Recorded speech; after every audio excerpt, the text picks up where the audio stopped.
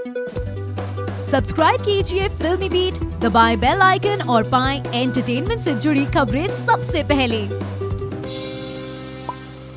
मैं शिवकांत गौतम आप सभी का स्वागत करता हूं। रानी पद्मावती एक सुंदरता की मिसाल, एक ऐसी कहानी जिस कहानी में वीरता है, त्याग है, त्रासदी है, सम्मान है और छल भी है। रानी पद्मावती अपनी सुंदरता के लिए समस्त भारत में प्रसिद्ध थी। वैसे इसका कोई ऐतिहासिक प्रमाण नहीं है कि रानी पद्मिनी या रानी पद्मावती वास्तव में अस्तित्व में थी। पद्मावती एक कविता थी जिसे मालिक मोहम्मद जायसी ने 1540 में लिखा था, जिसमें पहली बार पद्मावती के बारे में लिखित दस्तावेज के रूप में पाया गया, जो कि लगभग उस घटना के 240 सालों बाद हुई थी। पद्मावती, रावल रतन सिंह और अलाउद्दीन खिलजी तीनों का जीवन एक बिंदु पर आकर जुड़ सा जाता है। कुछ लोग पद्मावती को सिर्फ कहानी का एक पात्र मानते हैं। अलाउद्दीन के इतिहासकारों ने मुस्लिम शासक का राजपुताना में उस समय विजय को अपने पन्नों में जगह दी है, ताकि वे सिद्ध कर सके कि मुगलों ने राजपूतों के साथ क्या किया था और अपनी विजय की गाथा वो बता रहे हैं। वैसे राजपूत और हिंदू वंश इस कहानी को एक कहानी मानते हैं और इसमें बिल्कुल भी विश्वास नहीं करते हैं। चलिए आपको बताते हैं कि आखिर रानी पद्मावती का इतिहास क्या था। सबसे पहले रानी पद्मावती का नाम रानी पद्मिनी कहा जाता है। उनका जन्म स्थान सिंघाला था। माता का नाम चंपावती, पिता का नाम गंधर्व सेना, पति का नाम राजा रावल रतन सिंह। मृत्यु 1303 चित्तौड़ में हुई। रानी पद्मावती राजा गंधर्व और रानी चंपावती की बेटी थी, जो कि सिंघल कबीले में रहा करती थी। पद्मावती के पास एक बोलने वाला तोता हीरामणि भी था, जो उनके बेहद करीब था। पद्मावती बहुत सुंदर राजकुमारी थी, जिनकी सुंदरता के चर्चे दूर दूर तक थे। पद्मावती कविता में कवि ने उनकी सुंदरता को बहुत अच्छे ढंग से प्रस्तुत किया है। उनके अनुसार पद्मावती के पास सुंदर तन था। अगर वे पानी भी पीती तो उनके गले के अंदर से पानी दिख सकता था। अगर वे पान खाती तो पान का लाल रंग उनके गले में नजर आता था।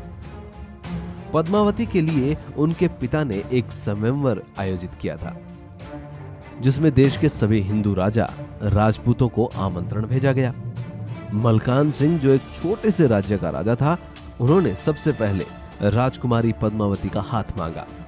चित्तौड़गढ़ के राजा रावल रतन सिंह भी इस स्वयंवर में आए थे, लेकिन उनकी पहली से 13 रानियां थी। रावल रतन सिंह ने मलकान सिंह को इस स्वयंवर में हरा दिया और रानी पद्मावती से विवाह कर लिया। वे अपनी पत्नी पद्मावती के साथ चित्तौड़ आ गए। 12वीं और 13वीं शताब्दी के समय चित्तौड़ में राजपूत राजा रावल रतन सिंह का राज्य था, जो सिसोदिया राजवंश के थे।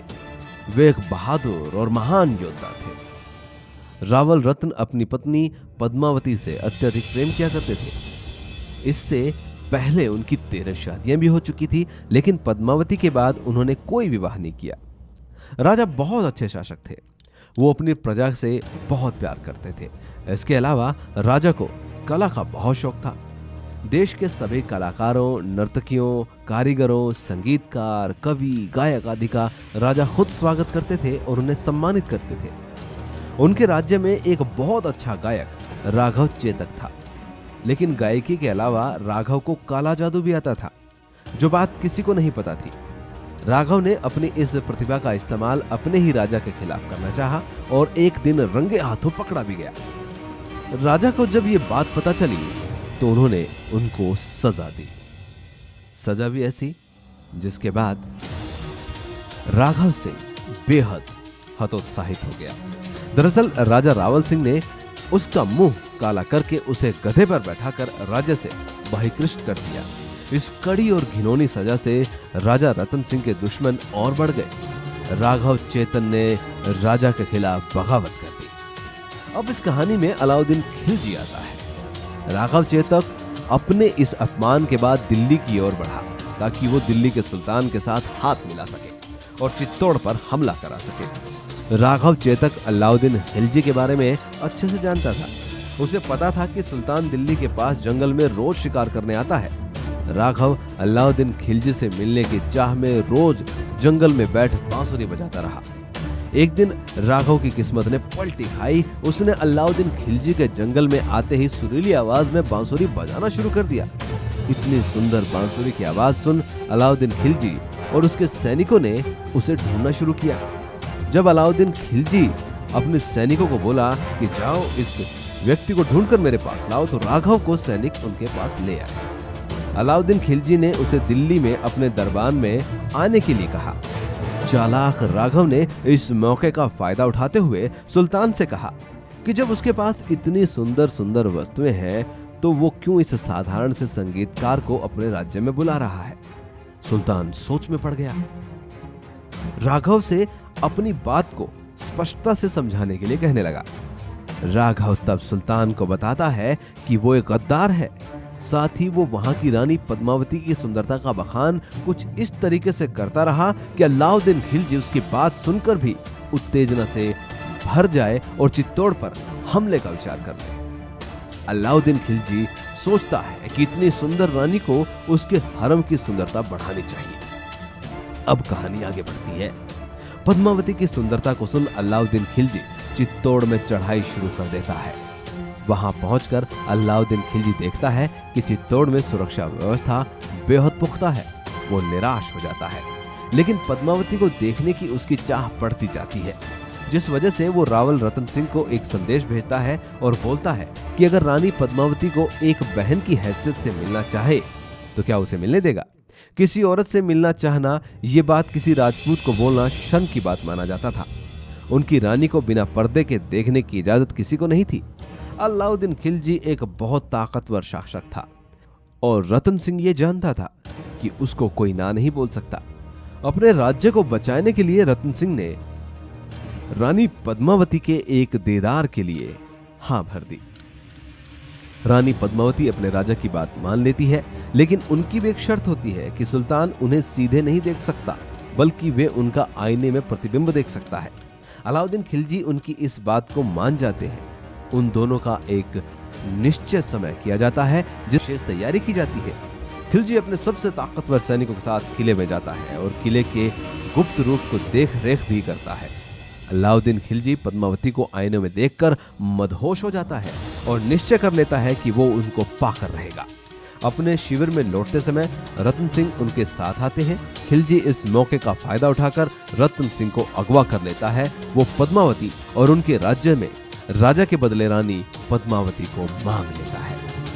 संगारा चौहान, राजपूत जनरल गौरा और बादल ने अपने राजा को बचाने के लिए सुल्तान से युद्ध करने का फैसला करते हैं। पद्मावती के साथ मिलकर दोनों सेनापति एक योजना बनाते हैं। इस योजना के तहत वो सुल्तान को संदेश भिजवाते हैं कि रानी पद्मावती उनके पास आने को तैयार है। अगले दिन सुबह 150 पालकी खिलजी के शिविर की ओर पलायन करती है, जहां राजा रतन सिंह को रखा गया है। उससे पहले पालकी रुक जाती है। खिलजी के सभी सैनिक और रतन सिंह जब ये देखते हैं कि चित्तौड़ से पालकी आ रही है तो उन्हें लगता है कि वे अपने साथ रानी पद्मावती को लेकर आए हैं। जिसके बाद सब राजा रतन सिंह को बहुत अपमानित करते हैं। सबको आश्चर्य में डालते हुए इन पालकियों से रानी या उनकी दासी नहीं, बल्कि रतन सिंह की सेना के जवान निकलते हैं, जो जल्दी से रतन सिंह को छुड़ाकर खिलजी के घोड़ों से चित्तौड़गढ़ की ओर भाग जाते हैं। गोरा युद्ध में पराक्रम के साथ लड़ता है, लेकिन शहीद हो जाता है, जबकि बादल राजा को सही सलामत किले में वापस लाने में सफल होता है। अपनी हार के बाद खिलजी क्रोध में आ जाता है और अपनी सेना से चित्तौड़ पर चढ़ाई करने का फैसला करता है। अलाउद्दीन खिलजी की सेना रतन सिंह के किले को तोड़ने की बहुत कोशिश करती है, लेकिन वो सफल नहीं हो पाती। जिसके बाद अलाउद्दीन अपनी सेना को किले को घेर कर रखने की बोलता है। घेराबंदी के लिए एक और ताकतवर सेना को खड़ा किया जाता है।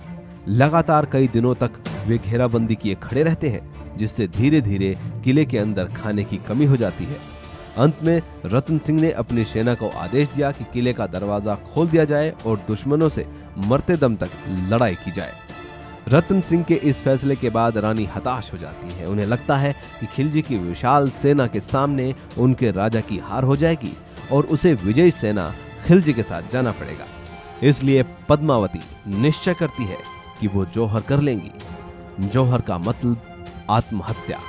इसमें रानी के साथ किले की सारी औरतें आग में कूद जाती हैं। 26 अगस्त सन 1303 में पद्मावती भी जौहर के लिए तैयार हो जाती हैं और आग में कूदकर अपनी पवित्रता का होने का प्रमाण देती हैं। किले की महिलाओं के मरने के बाद वहां के पुरुषों के पास लड़ने की कोई वजह नहीं होती है। उनके पास दो रास्ते होते हैं, या वे दुश्मनों के सामने हार मान ले या मरते दम तक लड़ते रहें। अलाउद्दीन खिलजी की जीत होती है। वो चित्तौड़ के किले में प्रवेश करता है, लेकिन उसे वहां सिर्फ मृत शरीर, राख और हड्डियां मिलती हैं। अब अलाउद्दीन खिलजी पद्मावती के बीच की इस कहानी पर फिल्म बन रही है रानी पद्मावती।